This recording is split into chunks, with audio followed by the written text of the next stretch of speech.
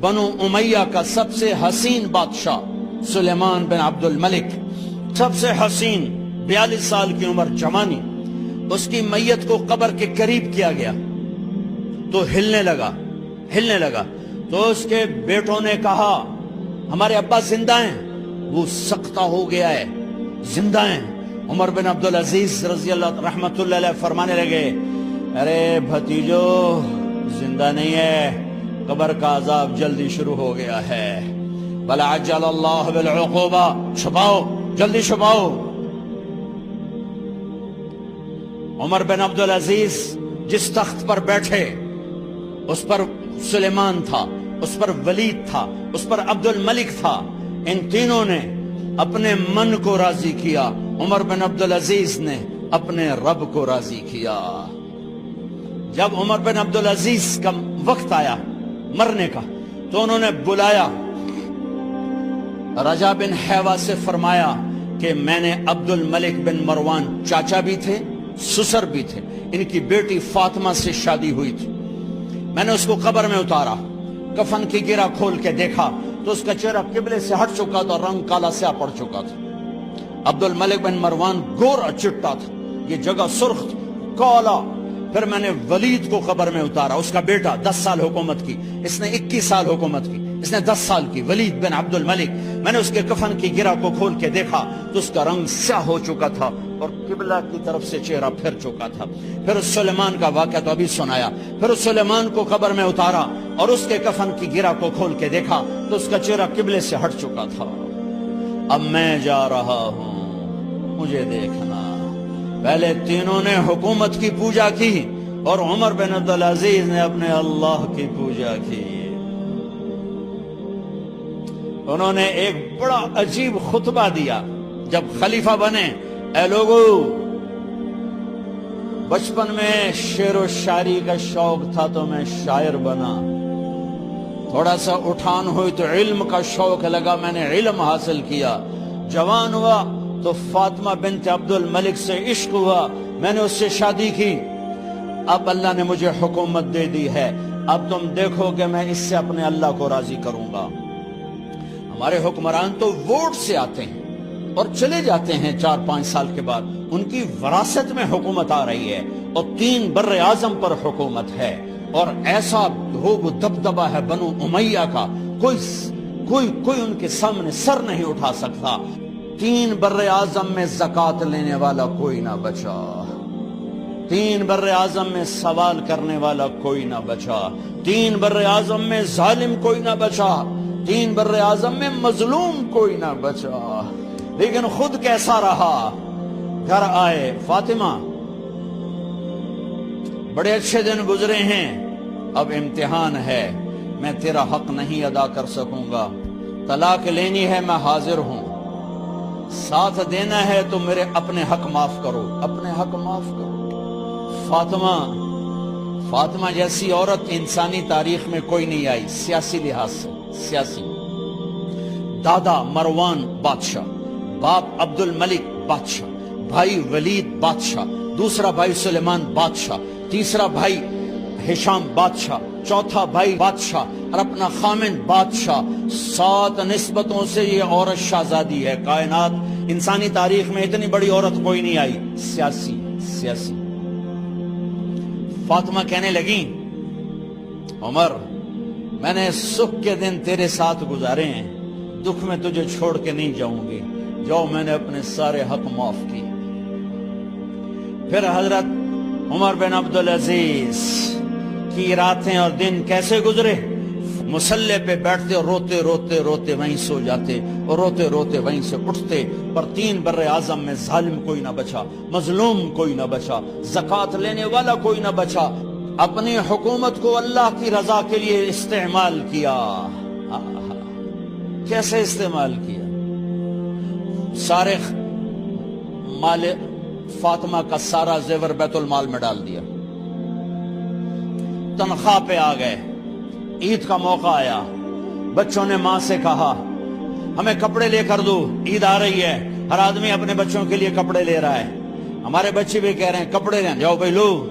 فاطمہ کے پاس عمر 3 بر اعظم کے بادشاہ کے بچے آ رہے ہیں، ماں جی عید آ رہی، کپڑے تو لے دیں، ابا سے کہیں کہ ابا سے بات کرتی ہوں۔ ابا تشریف لائے، خزانے لبالب بھرے ہوئے گندم کے ڈھیر کی طرح کہ امیر المومنین بچے کپڑے مانگ رہے ہیں۔ فاطمہ میرے پاس تو پیسے نہیں، میں کہاں سے کپڑے لے کر دوں، میرے پاس تو پیسے کوئی نہیں۔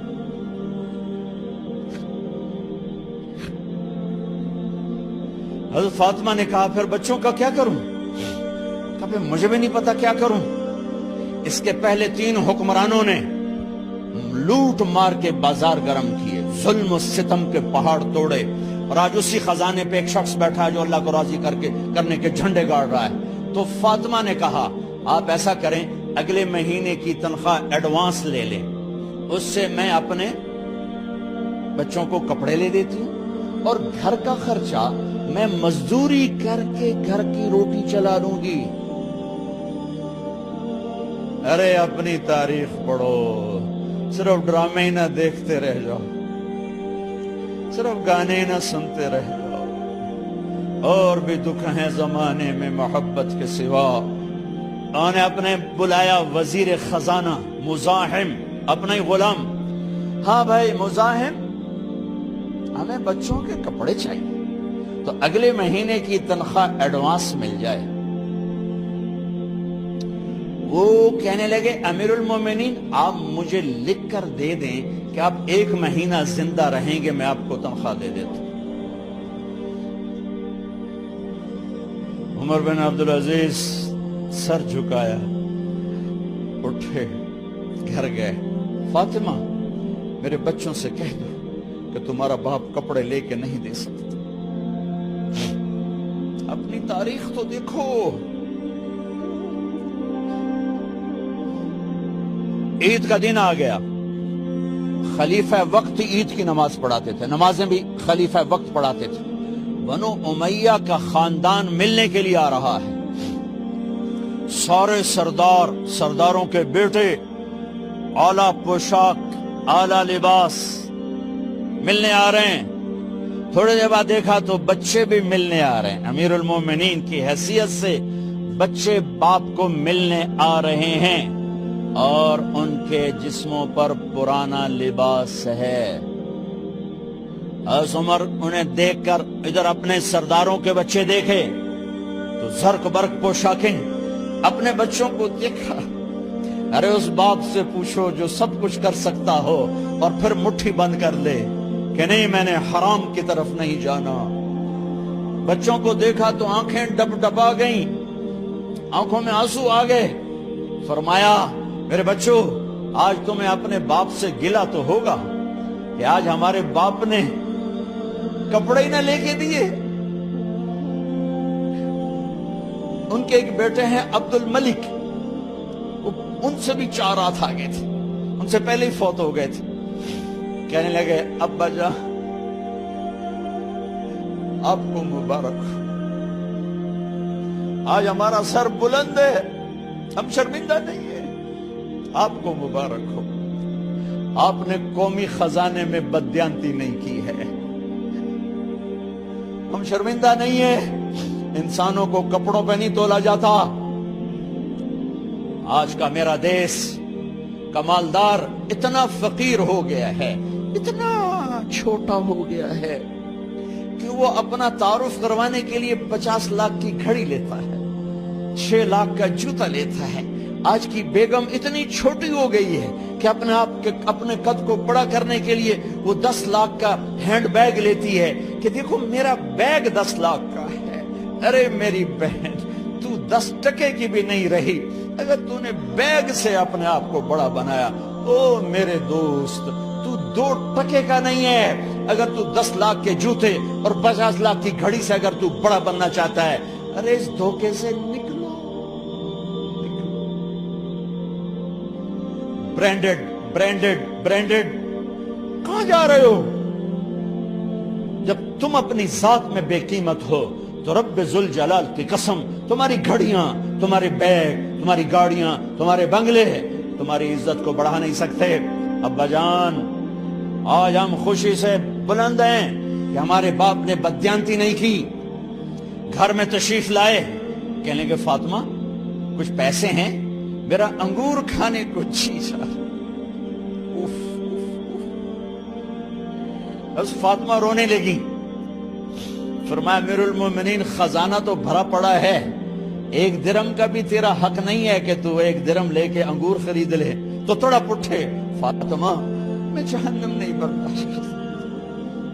او میرے بھائیو، جو دن رات سود میں پھنس چکے ہو، جو دن رات جوئے شراب میں پھنس چکے ہو، کیسے اللہ کے سامنے سرخرو ہو کر کھڑے ہو گئے؟ ایک رات گھر میں تشریف لائے، بچیاں بیٹیاں، منہ پہ ہاتھ، کپڑا رکھا، دوپٹہ رکھا منہ پہ، اور بات کریں۔ آپ نے پوچھا ارے کیا ہوا تمہیں، یہ منہ پہ کپڑا کیوں رکھتی ہو؟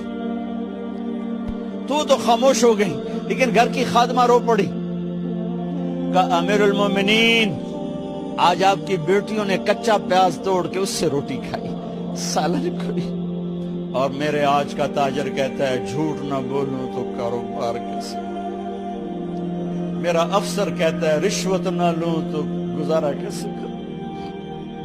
تو عمر بن عبدالعزیز پھس پہ ہچکیوں کے ساتھ روئے کہ میری بچیوں، میں تمہیں بڑے اچھے کھانے کھلا سکتا ہوں، پر میں جہنم کی آگ برداشت نہیں کر سکتا۔ بھائیو، اس بندے نے اپنے آپ کو ذبح کر دی، اللہ کو راضی کرنے کے لیے ذبح کر دی، اپنے ذات کو، اپنے جذبات کو، اپنے احساسات کو۔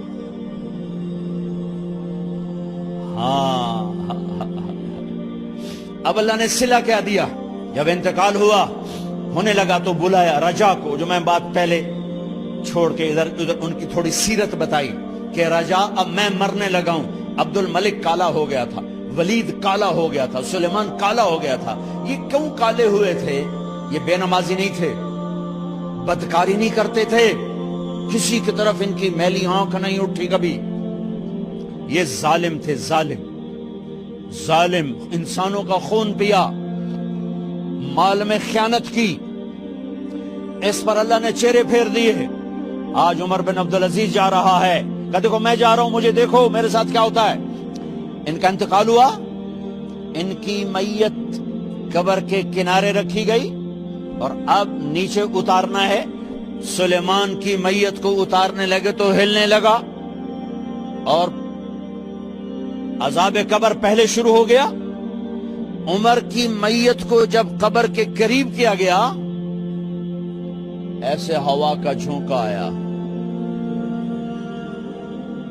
ایک پرچہ ایسے لہراتا ہوا، یوں آیا، یوں آیا، یوں آیا، اور عمر کے سینے پر گر گیا۔ لوگ کٹھے ہو گئے، پرچے کو کھول کے دیکھا گیا تو اس پہ لکھا تھا بسم اللہ الرحمن الرحیم، براءۃ من اللہ لعمر بن عبد العزیز من النار۔ یہ پروانہ ہے اللہ کی طرف سے اس کے بندے عمر کے لیے کہ اسے جہنم سے نجات کی خوشخبری سنا دی جائے۔ آہا، مرنا ہو تو یوں مرو، اللہ ایسی موت دے دے۔ کہتے ہیں میں نے ان کو قبر میں اتارا، جب قبر میں اتارا تو کیا دیکھا؟ میں نے کفن کی گرہ کھولی تو چہرہ قبلے کی طرف، اور یوں لگا جیسے 14ویں رات کا چاند قبر میں اتر آیا ہو۔